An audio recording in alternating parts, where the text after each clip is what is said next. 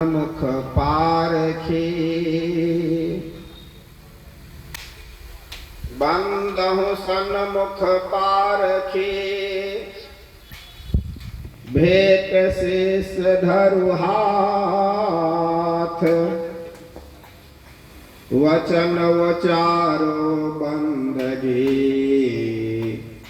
सत्य प्रेम के साथ।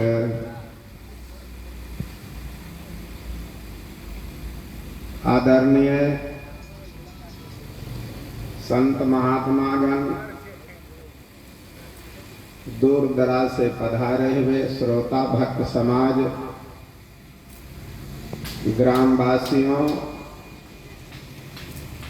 भक्तिमयी माता बहनों, प्यारे बच्चों, आज सत्संग के दूसरे सत्र में आप तमाम लोगों को हार्दिक अभिनंदन सह साधुवाद। श्रोताओं, मानव का जीवन मिलना बहुत बड़ी बात नहीं है। मानव जीवन को धन्य धन्य बना लेना बहुत बड़ी बात है। इसलिए मानव जीवन में शुभ कर्म यदि आप करते हैं और आपके कर्मों से समाज के किसी भी प्राणी को यदि कष्ट न हो, ऐसा कर्म मानव को सुख प्रदान करे, जीवन में समृद्धि लावे, जीवन में मंगलमय की कामना हो, ऐसा कर्म मनुष्य को करना चाहिए। कारण मनुष्य जो कर्म करता है, अच्छा कर्म ही पूजा समझा जाता है। इसलिए मनुष्य को अपने सही कर्म को करते हुए मानव कल्याण हेतु कुछ ऐसी शिक्षा देनी चाहिए जिससे जीवन का कल्याण हो सके, साथ साथ लोगों को भी कल्याण हो सके। इसलिए महापुरुष ने कहा, करना था सो नहीं किया, अब कर क्यों पछताए। फिर चालू करेंगे। करना था सो नहीं किया, अब कर क्यों पछताए। रोप पेड़ बबूल का आम कहाँ से खाए। परिवार के बुजुर्ग यदि बच्चों को बचपन में संस्कार नहीं देता है, शिक्षा नहीं देती है, संस्कार और शिक्षा के अभाव में बच्चों का भविष्य जब बिगड़ जाता है, तो माता पिता को मान सम्मान जब नहीं मिलता है घर में, तो पछताता है। इसलिए साहब ने कहा, अब पछतात होत क्या जब चिड़िया चुग गई खेत।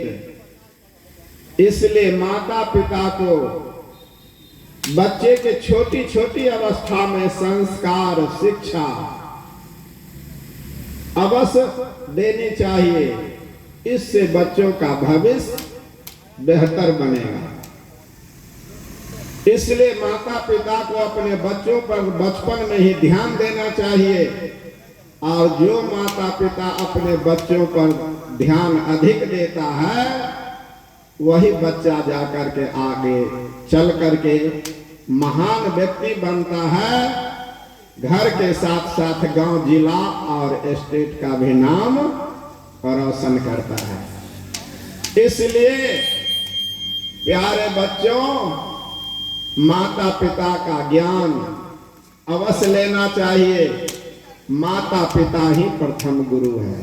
कारण माता और पिता और गुरु के बातों पर विचार नहीं करना चाहिए।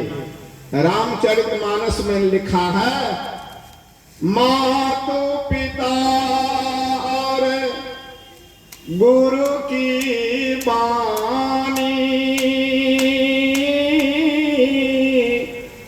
बिना विचार करिए शुभ जानी। माता पिता और गुरु अपने शिष्य और बेटा बेटी का कभी भी अहित नहीं सोचता, अशुभ नहीं सोचता है। इसलिए माता पिता और गुरु की वाणी को शिष्य और बेटा बेटी को अपने सिर पर सिरोधार्य करना चाहिए। यही मानवता है। जो व्यक्ति किसी भी व्यक्ति को कष्ट देता है तो उस व्यक्ति को आत्मा में दुख होता है, और दुख होने के कारण ही लोग उसको समाज में प्रतिष्ठा नहीं दे पाते हैं।